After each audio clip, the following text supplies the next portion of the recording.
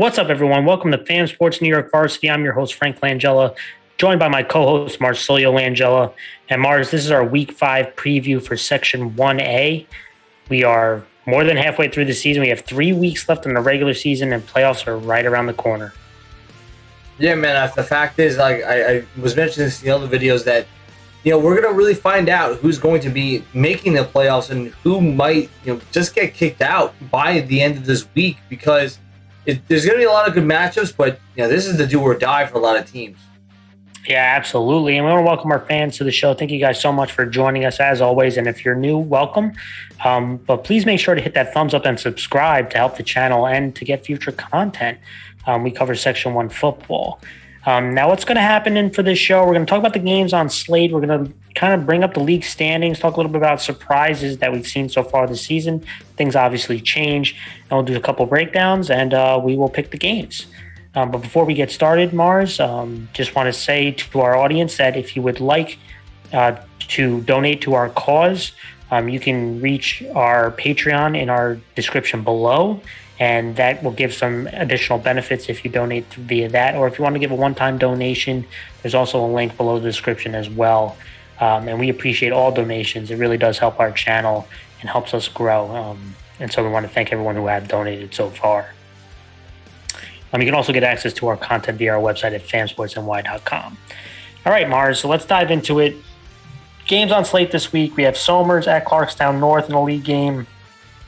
Foxlane at Lakeland in a league game. Eastchester at John J. Cross River in a league game. We have Poly Prep at Pelham. That is a non-league game. Yorktown at Brewster. That's a league game. Mayapack at Sleepy Hollow is a league game. Clarkstown South at Nyack is a league game. And we have Harrison at Rye. And we all know about that game. That is a league game as well. But let's talk about the league standings real quick, Mars. And again, there's A and there's League B. Let's start with League A. There's only 6 league games in A. There's 7 in B because there's one more school. But in A, let's start there. Pelham is at the top, 5-0, 4-0 league play. Somers is 4-0, 3-0 in league play. Then we have Eastchester, who's 4-1. They're 2-1 in league play. And then we have Cross River, who's 2-3, 2-2 in league play. Clarkstown North, who's 2-3, but 1-3 in league play. Sleepy Hollow is 2-3, 0-3 in league play, and Mayapack, who's 1-3 and 0-3 in league play. Just a reminder, top 4 get into the playoffs. And then on the B side, we have Rye, 5-0, who's 4-0 league play. Then South, who's 4-0, 4-0 in league play. We have Harrison, who's 4-1 and 3-1 in league play. Yorktown, 3-2, 2-2 in league play. Lakeland, 2-3. They are 1-3 in league play. Then Brewster, 1-3 and 1-3 in league play. Foxlane, 1-4, 1-3 in league play. So you see 3 teams tied at 1-3 in league play. And then Nyack at 0-4 and 0-4 in league play. So real quick, March, before we get into the games, I'm going to talk about a little bit of, things that have caught my eye or surprised me so far this season. And I think the first one to me is Pelham, right? I mean, Pelham kind of jumps off the board. They had a huge year last year, had a really strong team into the playoffs, into the semis, and they lost a lot of seniors, right? And for them to start the season at 5-0, including 4-0 in league play, to me is surprising. And a big kudos to them. And another one, I'm not going to say surprising, but how about Harrison? I mean, Harrison, preseason, there wasn't a lot of talk about them, but they've had a really strong start. 4-1, 3-1 in league play. They have been really, really strong. And I know you'll probably mention them too, but Eastchester is another one. Eastchester is another team that I knew they had talented skill guys. But, man, they have been playing pretty darn good football and been pretty physical. 4-1. Pretty good. Mars, any thoughts? Yeah, my biggest surprise, I guess I would agree with you on Eastchester. I think Eastchester being where they are. I mean, I remember I picked early on. I was not picking Eastchester, and I was like, you know what? They proved me wrong. Jumping on the train.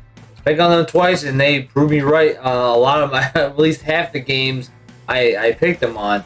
I'm also going to say, to be honest, I'll say Mayapack, to be honest with you, because at the end of the day, they're, I think, probably the top 3 biggest schools in A right now, and they're at the bottom of A, right? They're bottom of grouping A in Class A, right? And I think that's surprising. I think seeing where they were last year, being in the semis and losing to Rye, it's just surprising to me because they shouldn't be to that level. They shouldn't be at the bottom of A, but they are. So this is almost a do or die week for them, almost for the rest of the season. And that's going to be a really tough thing for a lot of high school kids. That they have a lot of skill guys on this team. I mention them all the time. The Koch brothers, Porco. These guys have a lot of ability. So it's surprising. Yeah, good news is no one's eliminated from the playoffs. So we'll see on that. But let's go over a couple of the games, Mars. First one I want to talk about, Foxlane 1-4, 1-3 in league play at Lakeland, who's 2-3. They're 1-3 in league play. And the loser of this game is going to be eliminated from playoff contention. So this is obviously a huge game. Foxlane lost versus Rye last week. Lakeland lost versus Harrison. Foxlane is 4-3 versus Lakeland. These two teams are pretty, familiarity with each other.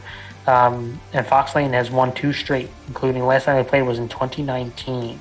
Let's start with Foxlane. They've lost 2 straight games, Mars. I thought they played Rye pretty tough. Offensively is kind of where they're more inconsistent in. They're 14th out of 15 in points scored. They scored less than 20 points in 4 out of their 5 games. And this offense really runs through the rush attack. That's going to be the huge component of this. They need to run the ball. We've known a couple guys, Max Travis a couple weeks ago had a huge game. Max Guider is a guy who runs the ball, and they use their H-backs to create a lot of blocking for them in Minotti and Hoyt. But I'm looking at this offensive line. This offensive line is going to have to step up against an undersized Lakeland front. Guys like Mejia and Bailey are going to have to move some bodies, right? This whole unit's going to have to be together and make some plays this week. And that will open up things in the passing game. But when they can't really run the ball, it really kind of stifles this offense. It's not really a drop back and pass type of offense. They want to run the ball with their quarterback, with their running backs, and then do some of the play action out of that. Defensively, I thought the defensive line had a pretty strong game last week, and they're going to have to bring that again. They're going to have to generate some pressures this week. And a couple guys who have really stepped up. Minotti, we know, is a really talented player for Foxlane, but Hoyt, he's been a strong linebacker for them. He's been very active around the football, and he's one of their leading tacklers. And the question I have is, how's this secondary going to play Anthony Jennings of Lakeland? I'm interested to see how they attack him. Mars, what are your thoughts on Foxlane? Yeah, Foxlane, I feel like the biggest issue that they have right now is just scoring. I mean, they're bottom of the list right now in overall points per game. They need to really hope that the offensive line can move bodies of Lakeland because they have a size advantage and they really do need to establish the run. Defensively, I think it really depends on this front seven. I think the key thing for them is to really get the pass rush, to really give some cushion to their secondary, but obviously just try to control the line of scrimmage. That's going to be the key thing of this game. Yeah, and when I look at Lakeland, they've run into issues too. They've lost 3 straight. They've lost probably one of their best players in Andrew Mendel for the season, which is a really tough loss because he's a talented player. And offensively, they've had some inconsistencies as well. I mean, this is the number 12 offense in points scored. Quarterback Grady Leonard obviously is a huge part of this offense.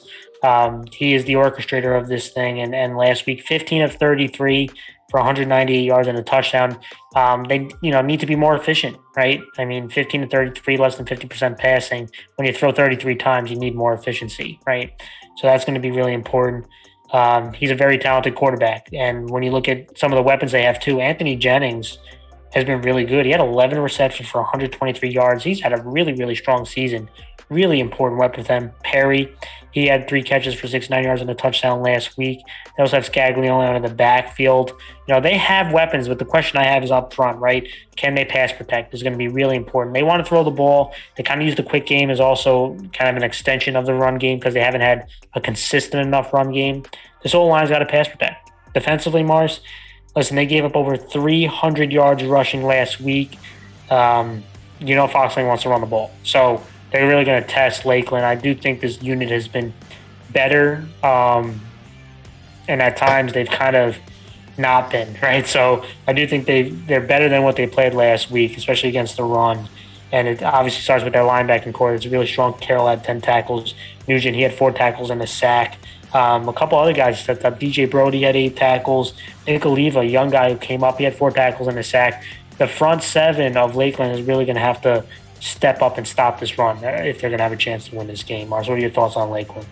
Yeah, I think Lakeland has a lot of weapons that can make big plays, but it's really going to depend on, like you said, the big guys up front.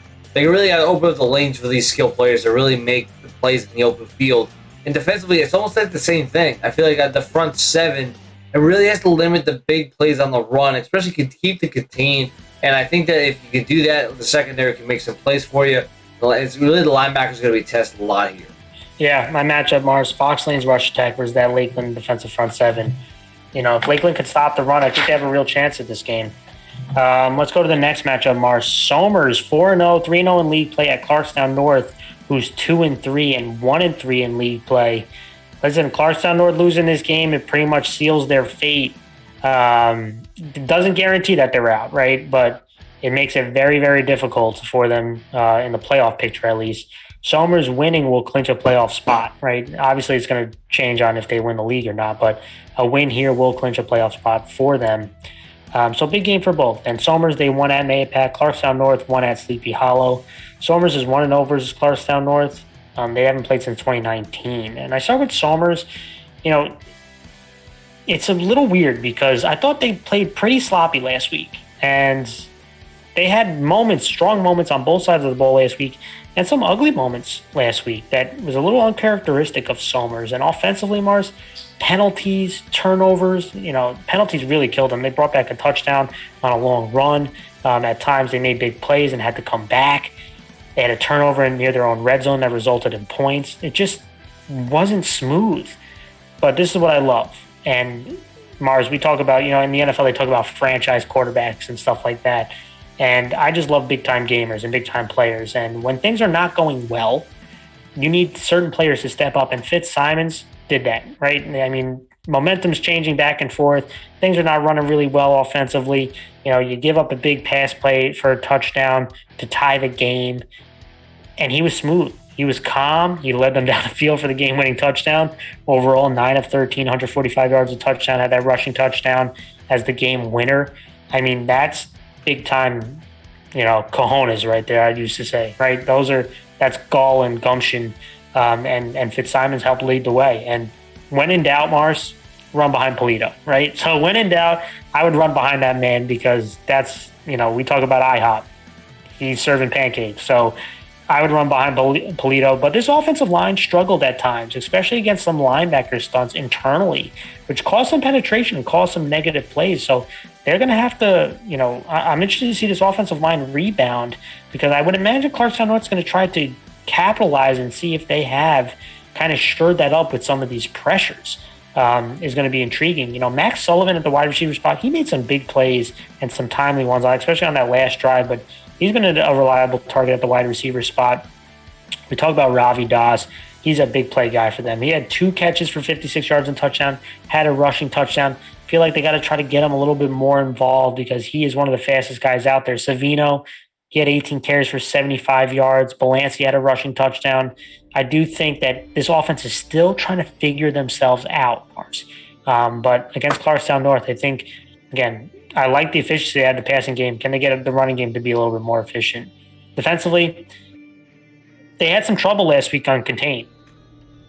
Too often, Maybach got onto the outside, out on the edge. They also gave up that big touchdown pass where the safety didn't get over in time, and kind of like a cover 2 look. So that was kind of, concerning. But I think this defense has been really strong for the most part overall. I mean, they are a pretty strong unit. It's led by Luke Kennedy. But inside that defensive front seven, it's going to be difficult to run in between the tackles. So I do think North is going to try to get to the outside. Mike Aquilino, he had an INT in the fourth quarter. That was huge for them. But I'm looking at this front seven to kind of take over. Guys, Polito, Greco, Cole, the linebackers, and Kennedy. I do think you're going to see a more focused Somers this week. Mars, what are your thoughts on them? Yeah, I thought they overall didn't play to the same level as they normally do. But even that being the case, the offense still was able to kind of pull themselves together behind Matt Fitzsimons, and they just drove down the field, and then he just called his own number. He's like, yeah, I'm just going to do a QB sneak, and he just won the game. And at the end of the day, I think Somers finds themselves sometimes in scenarios where they kind of overlook teams and they don't really necessarily show up until later on. Similar to what we see where I would say Rye looks past teams, but Rye always gives up a score first, and then they have to all right, well, let's just start showing up now. I feel like Somers kind of falls into that similar trap sometimes. But overall, I think their offense has been very good. I think the key thing that they have to do is really establish the run. Really, just like you mentioned this already, their offensive line has been solid. But run by Polito. You have a guy who's like a D1 player. I mean, you have a dude you can just run right behind him. And defensively, the front seven is going to be the key thing. I think they're going to have to make sure that they keep contained. The inside run's not going to happen. Right, I just think the outside is really what's going to hurt Somers, if anything. But if they can truly just limit that, then I think they'll be fine. Going to Clarkstown North, and I want to say this: I thought the offensive line stepped up last week. You saw a lot of heavy set looks, and they ran downhill. I mean, there was no smoke and mirrors here. They were running right at Sleepy Hollow, and they had a lot of success. And I do think it's going to be harder this week to run in between the tackles, like I said. So you got to hit them with some counters, some QB sweeps, some play action. You got to try to get out on the edge to see and test the discipline of Somers on the outside. Is going to be extremely important. Running back Loudon last week was really, really good. 155 yards and a touchdown. Malizia, the quarterback, he had 2 rushing touchdowns. Lopez had a 53-yard rushing touchdown. I said that these backs needed to step up. Last week they did. And so this week, obviously, is a step up in competition. They're going to have to do that again, especially with this offensive line. Defensively, generating pressure is going to be huge. I mean, Mapak had at times pressured the quarterback, which resulted in some negative plays, and some stunts that resulted in some negative plays. I'm going to see Clarkstown North try to duplicate that, right? And that's either, bringing some linebackers, try to, again, ruin the timing of Somers' offense. Bordas had a sack last week. Loudon had 13 tackles. Danny Shields is another guy who's been very active.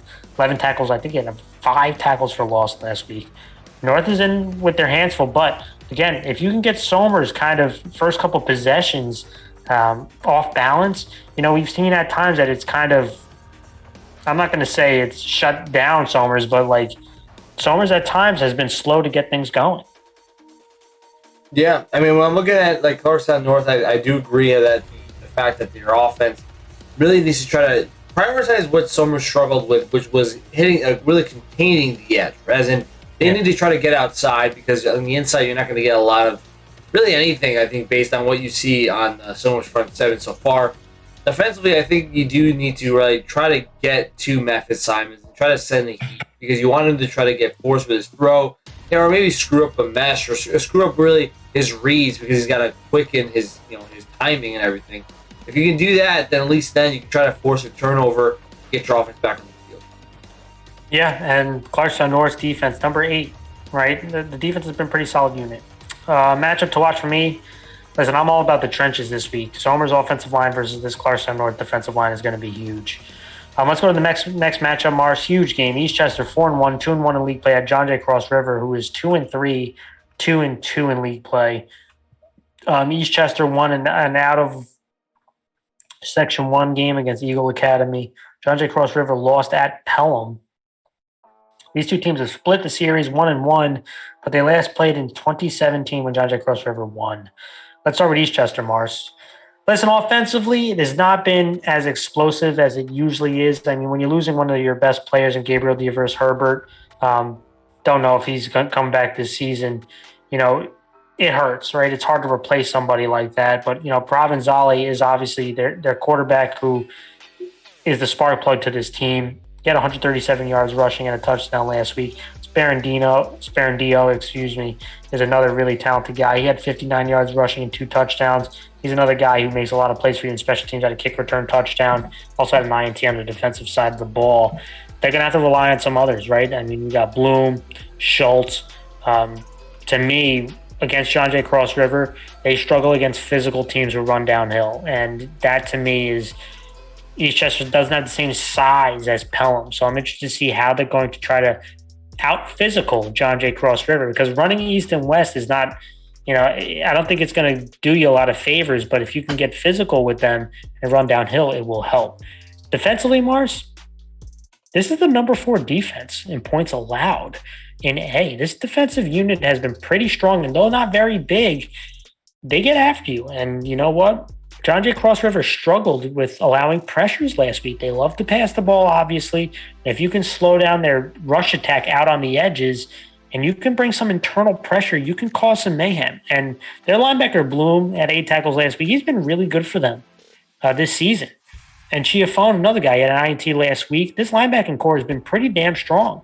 And they're not alone. I mean, Sorrow on the defensive line. Mannion had 2 sacks last week.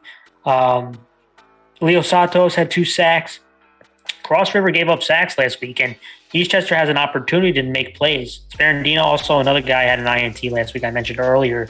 They have playmakers on this defense, and they have been a pleasant surprise, Mars. What are your thoughts on Eastchester?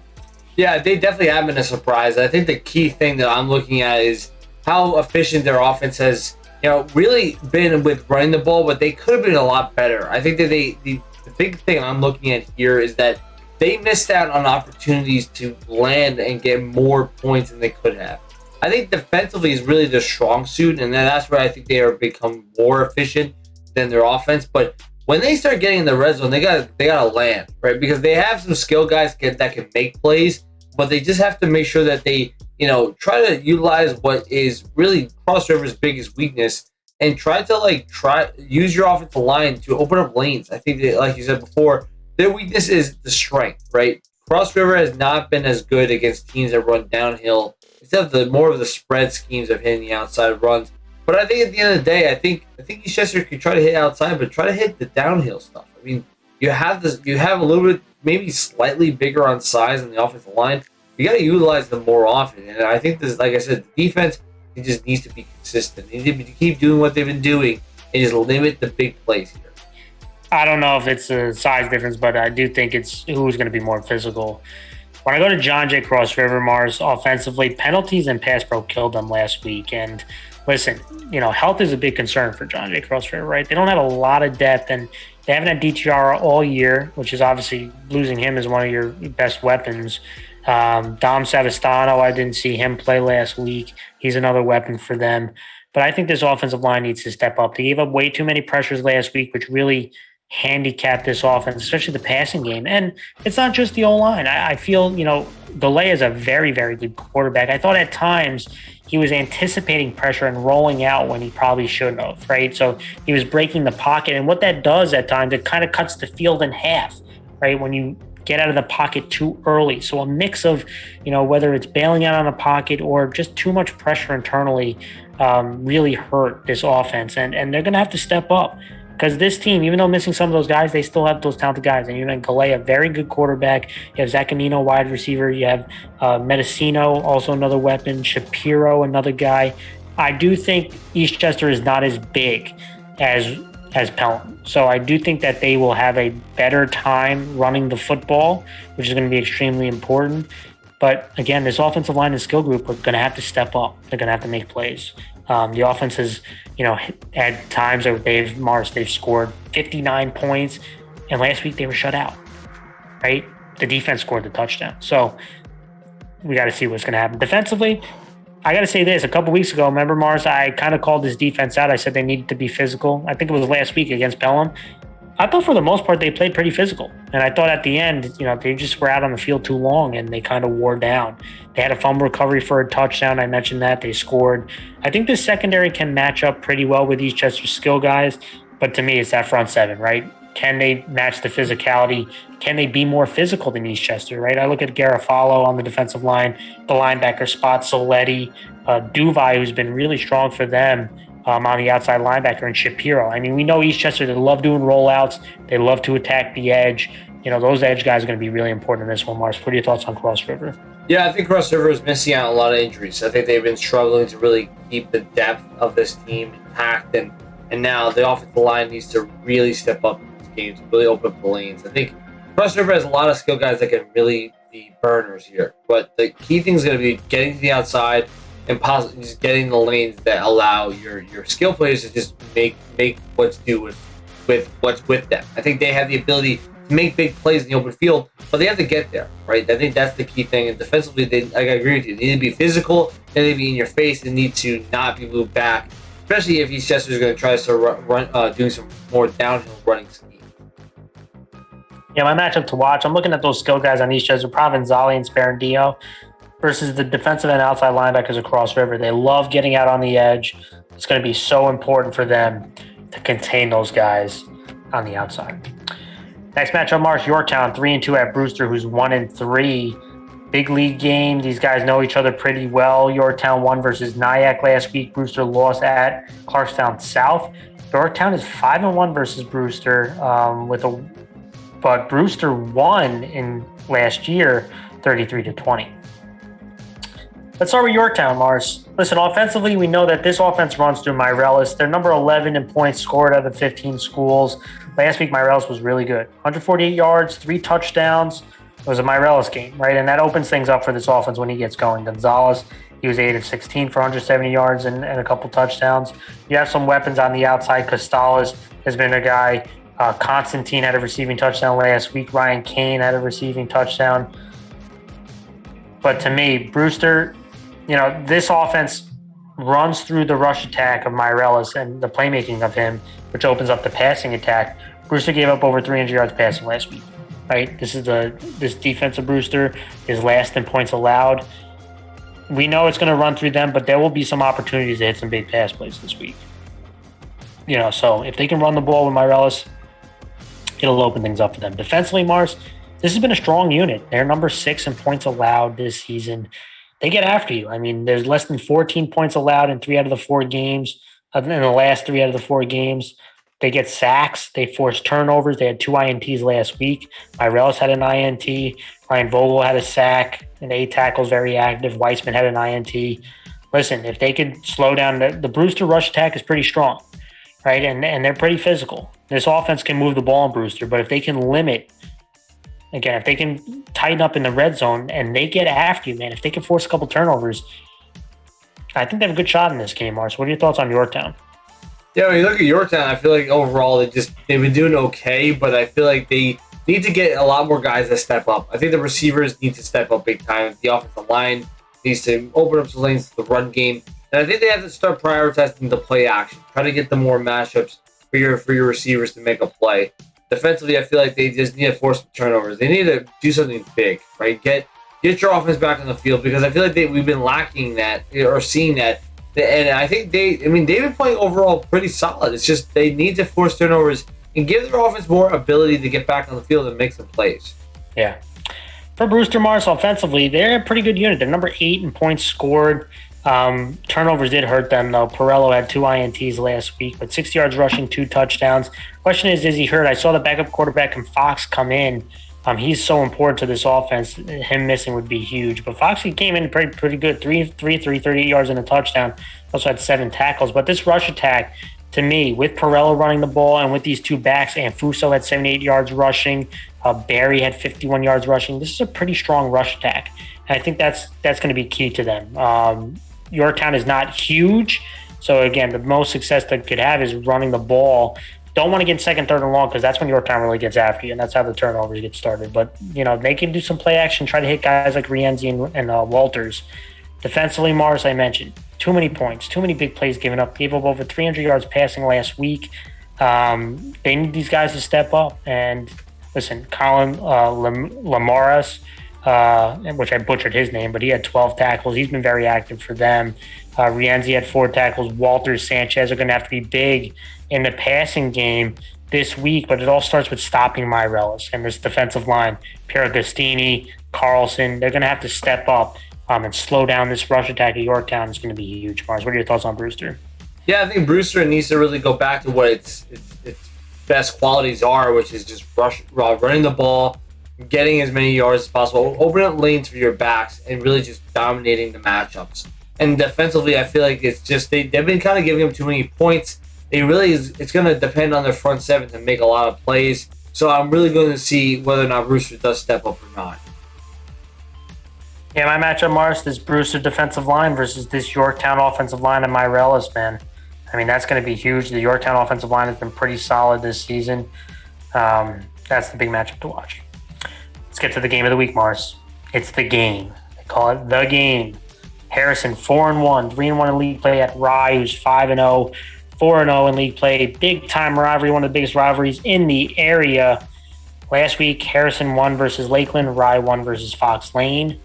Rye is 19-1 In the last 20 meetings between these two, Mars, they have won 12 straight. The last time Harrison won was in 2012. You were in high school, Mars. I just graduated high school. That's how long it's been. Let's start with Harrison. Listen, they have won 3 straight, Mars. They've been playing some really, really good football, Harrison. Offensively, this is the number 2 offense in points scored. They have scored 37 plus points at 4 out of 5 games this season.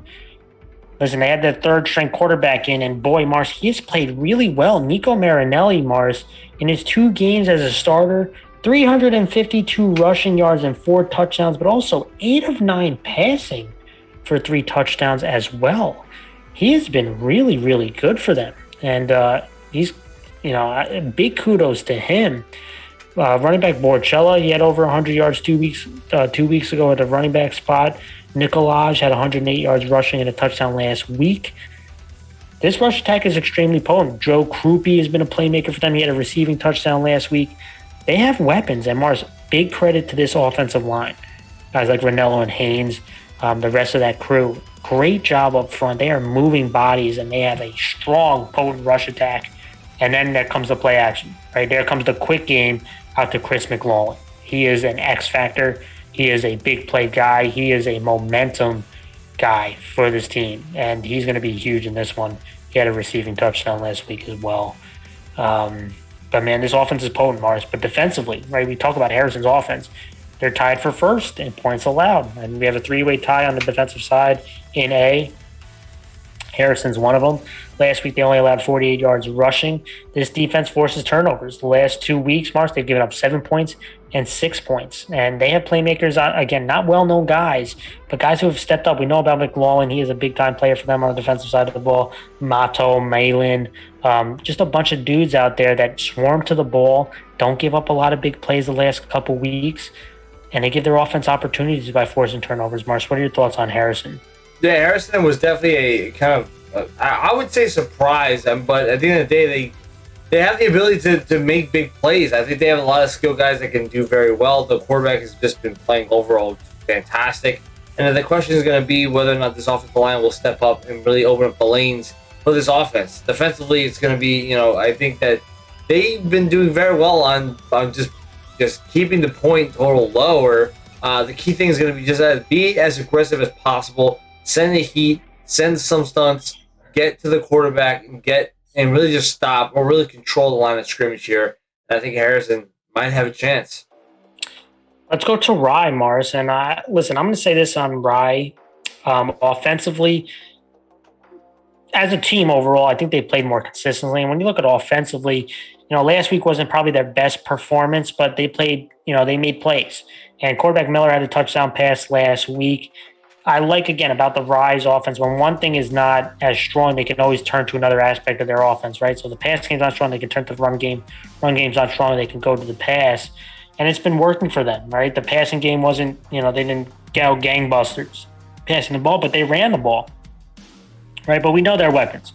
We got Miller at the quarterback spot, Griffiths at the wide receiver, McSweeney at the wide receiver, Bosay, which I probably butchered his name, but he had a touchdown reception last week. They have some guys at the receiving corps that are stepping up. It's not just the big guys in Griffiths and McSweeney, which are huge. But how about Richardson, Mars? He had that long touchdown run last week. Cavatoni had a rushing touchdown. This balanced attack is so important for Rye. It makes them extremely dangerous. And it starts at this offensive line. I mean, we know about their skill guy, but this offensive line, for the most part, has been really strong. O'Byrne, Myers, Luliano, the rest of that offensive line, really impressive. And now going up against Harrison, it's going to be extremely important, Mars. To me, obviously, they got to score points. Harrison is a very potent offense. To me, it is winning the time of possession. It is keeping Harrison on the sideline is going to be extremely important. So they'll hit some big plays, but if they can get some of these time-consuming drives, it's going to be huge for Rye's offense. Defensively, Mars, they're tied for first in points allowed. I mean, this has been we keep talking about all these offensive players and all these skill guys. Defensively, this unit has been really strong. Sirac on the defensive line. We got Poole, Guazo, Gonzalez had a sack last week. They have some guys in that front seven who can make a lot of plays for you. And then on the back end with Griffiths, Raff had another INT. It feels like he has an INT every week. They these guys got playmakers at each level of this defense. Obviously, the big thing with Harrison is you want to try to force him to throw the ball. And I'm interested to see how they play McLaughlin. Last time they played him, Mars, they had 2 defensive backs on his side and kind of let the front handle, the Harrison rush attack. But they had a guy jamming him up front and a guy over the top. Do they play him that way again? Do they take a guy out of the box to kind of force Harrison to run the ball? And if those guys can hold up, it's going to be interesting, Mars. What are your thoughts on Rye? Yeah, I think personally the offensively has been a lot more consistent. Rather, right now than before. Yeah, they've been a lot more consistent. I think they also have a lot more ways to attack. The run game has been getting a lot better. Pass game has been solid this whole season. So the key thing here is that Rye can hit you in a lot of different ways, right? And that's kind of the fear, is that if they have a lot of different formations and plays, and that means the D coordinator's got to practice that. If you don't, that's the fail there. But I do think the offensive line needs to continue their dominance. They need to continue being guys that just dominate on the line of scrimmage. Defensively, I think that the key thing, and I do agree with you, and this kind of goes with defense as well, I think Rye's offense needs to continually own the pacing, right? Run the ball. And defensively, they need to try to force some early down either turnovers or force them to have to punt it. And really that just means winning the line of scrimmage, right? Because I feel like they've been playing tough this whole time. Keys to the game, Mars. First one, chunk plays. And that, when I call chunk plays, that's 20-plus yarders is going to be huge in this game. Both teams have been really good at it. Harrison have hit big plays. Rye have hit big plays. Which team hits those big chunk plays? More of them is going to be huge in this one. And second one is the first quarter. Again, Rye has been much more consistent early in the season. They've been to slow starts. Right? Harrison has been pretty fast starts. So I'm interested to see who starts off fast in this game and jumps out on the other team first. Those are going to be my keys. Mars, do you have a matchup you're looking at?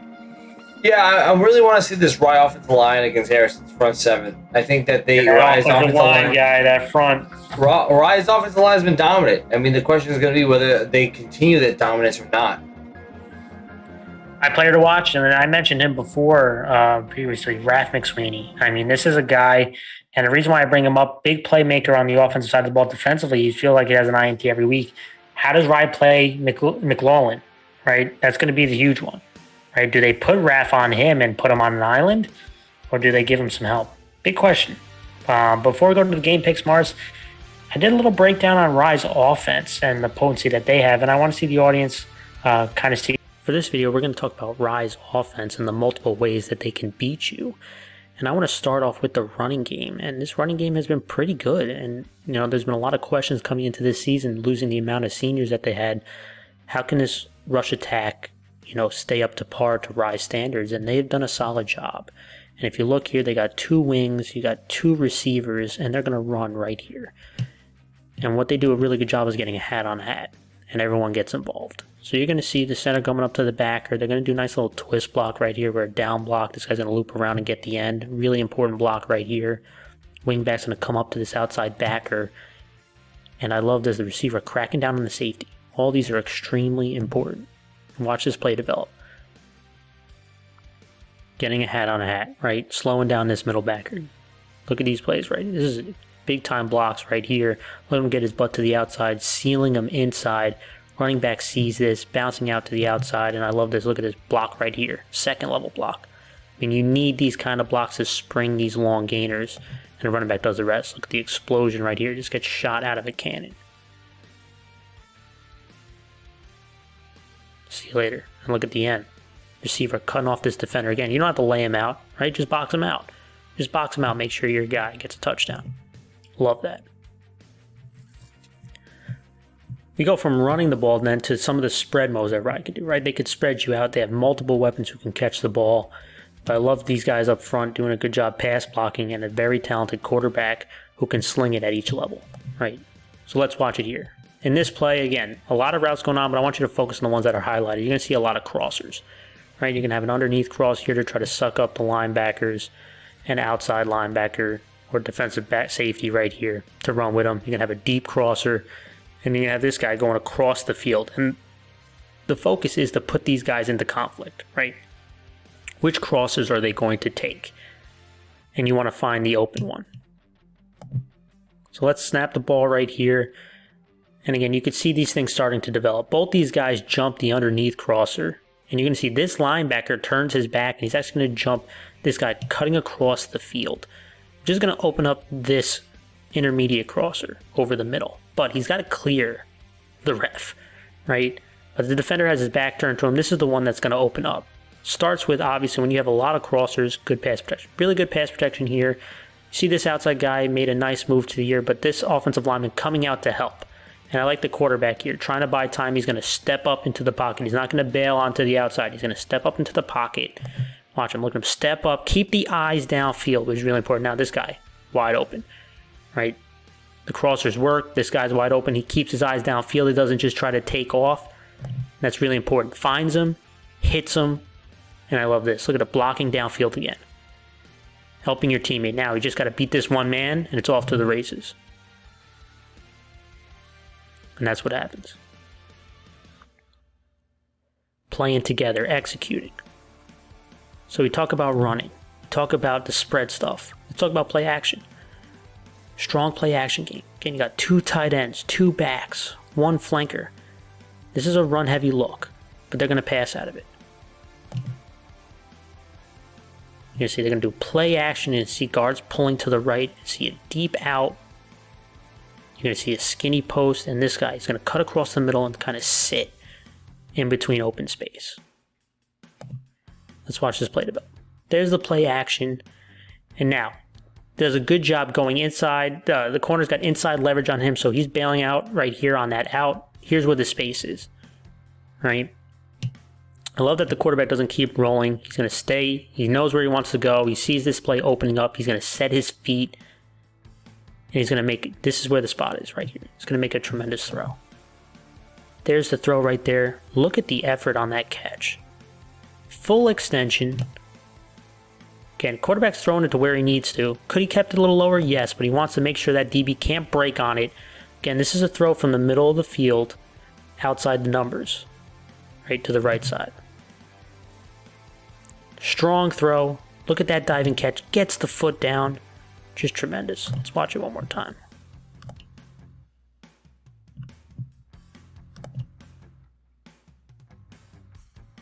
Again, I like it. Sets his feet, knows where he wants to go, puts it to the outside of the numbers near the sideline, gets that foot down.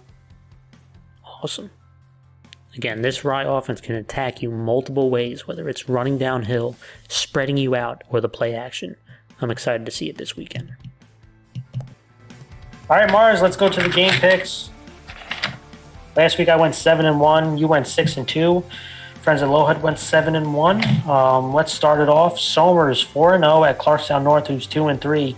Huge league game. Listen, I think Clarkstown North's offense has definitely improved. I think they've gotten more efficient running the ball. And defensively, a pretty strong unit. Somers at Clarkstown North. Clarkstown North is never an easy place to play at with that long drive. But listen, Somers, very talented team. I still think they are the favorites in A. Defensive unit has been strong all year. Some hiccups last week. I think they're more focused this week. I'm going to go with Somers. Yeah, I'm also going to go with Somers. I feel like they just have more in the tank. They got a lot more skilled players than I like the way that they've been playing consistently. I mean, last game was a really tough game. When it came to, they kind of just looked over Mayapack, but I don't think they're going to do that again. I think that was more of a humbling feeling for them. So I think I'm going to go with Somers here. Foxlane 1-4, 1-3 in league play at Lakeland, who's 2-3, 1-3 in league play. Really tough game to me. I think both these teams are very evenly matched. Foxlane's ability to run the ball could be a problem for Lakeland, but I think their defense steps up. I'm going to go with Lakeland. I think the passing attack gets more efficient, and this linebacking core steps up against the run game. I'm going Lakeland. I'm also going to go Lakeland. I feel like that I do agree with you. Their linebackers need to really step up, and I feel like they have the ability to do so. They just need to really, limit the big plays on the run game. I'm going to obviously go with Lakeland here. Eastchester 4-1, 2-1 at John Jay Cross River 2-3 and 2-2 in league play. Huge league game for both teams. Listen, I'm going to say this. I have struck out a little bit on John Jay Cross River on some of the times that I picked them. I really do believe in this Eastchester team, and this defense has been really strong. Offensively, they've been a little beat up too, personnel-wise. Hasn't been as potent as it was earlier in the year. But I'm going to go with John Jay Cross River, Mars, at home. I think that these two teams match up with each other a little bit better. Eastchester is not as big and physical as some of these other teams. They have a lot of talent and they're scrappy, but they don't have that physical presence, I guess, at least the same identity as the other ones. John Jay Cross River also 2-1 at home. I think they're better playing at home. I'm going to go with John Jay. I'm going to go with Eastchester. I feel like I've been riding on the Eastchester train this whole time. Might as well keep going. The key thing I'm looking at is that Eastchester's been extremely gritty on the defensive end. Offensively, they just need to really kind of get their footing and really just have drives, extended drives that will go for a long period of time. But I think the Eastchester defense is what really is going to get me a picking for them here. So I'm going to go Eastchester. Poly Prep 4-0 at Pelham, who's 5-0. This is a non-league game, Mars. Poly Prep has won each of their games by 30-plus points. They have a really strong rush attack. Again, I'm not super familiar with them. But listen, Pelham is off to such a great start. They're tied for first in points allowed defensively. They're number 3 offensively. Luke Green had a master game last week. So disruptive last week. He really bounced back, had a couple sacks. Green had a rushing touchdown pass, touchdown. Teddy Johnson makes plays. Timmy Myers was, running the ball. Polyprep is going to be a tough one. This could go either way for me, but I'm going to go with Pelham. Yeah, I'm going with Pelham too. I think their momentum is really they're riding high on it right now. I think that they have the ability to win against almost every opponent in A. It's just going to be about efficiency. So I'm going to go with Pelham. Yorktown 3-2, 2-2 in league play at Brewster, who's 1-3 and 1-3 in league play.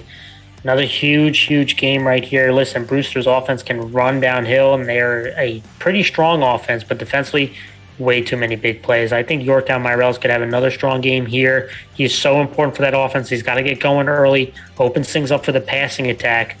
Brewster gave up over 300 yards passing. I'm going to go with Yorktown. Yeah, I'm also going to go Yorktown. I feel like they have the ability to make big plays, especially on the run. They have a lot of skill guys that can do that. It's really going to be up to the offensive line that opens lanes. I think they do. I'm going to go Yorktown. Mayapack 1-3, who's 0-3 in league play at Sleepy Hollow, who's 2-3, 0-3 in league play. Both these teams battling for playoff lives, Mars. Whoever loses this game, I think, is out of the playoff picture. Huge game for them. Listen, Sleepy Hollow's offense has been pretty solid. I think they run the ball pretty well. Mahood has been, again, pretty shifty running the ball. Richardson, another big-time player for them. I think this is a huge game for this offensive line. Guys like Fedor at Sleepy Hollow. This feels like a kind of a statement game for them. They're going to have to be physical if they're going to have a chance to win this game. But the problem is defensively, 11 out of 15, Mars.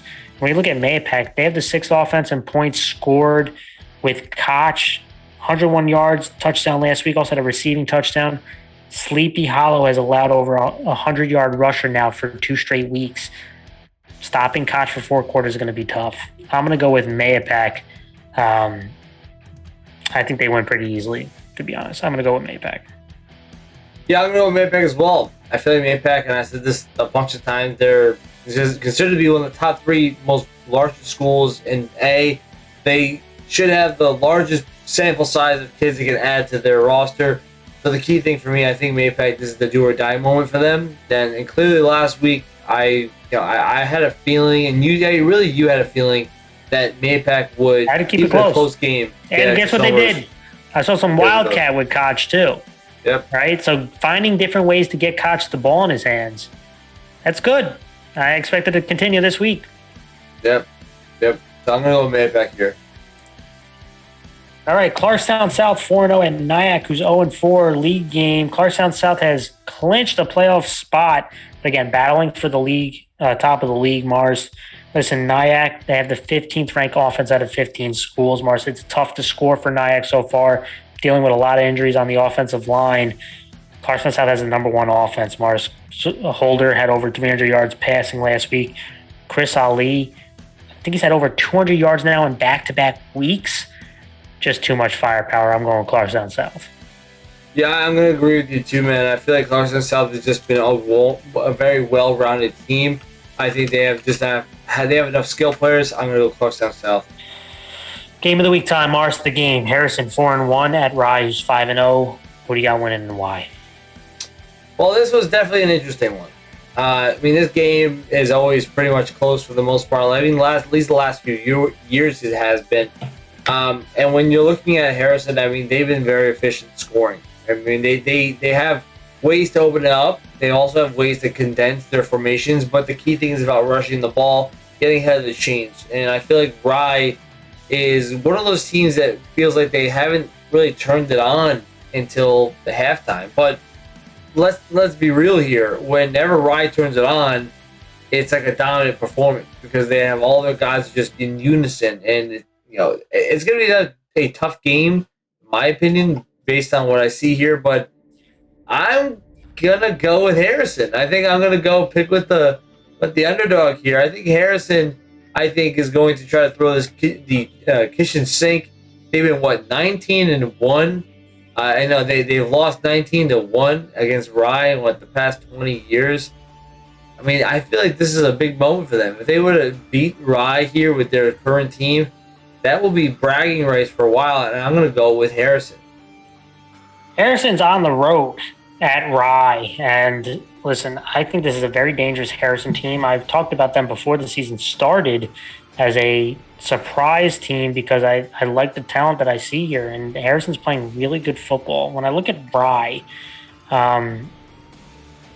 it's a lot of young players on this team, and they have grown faster than I think people have anticipated. Now, you mentioned the cardiac kids. I recalled them a couple weeks ago because they seem to get off to slow starts and then make roaring comebacks. They have been much more consistent in recent weeks. And so, to me, both the teams are playing really good football. At Rye, I don't think the streak ends, Mars. So I'm going to go with Rye. I think Rye is the one who's going to be taking a swim after the game in celebration. I think this game is going to be close, but I am going to go with Rye. All right, everyone, that was our show. Thank you guys so much for joining us. We appreciate you guys as always. Please make sure to give a thumbs up and subscribe for future content. Please enjoy this weekend's games, and we'll see you all very soon.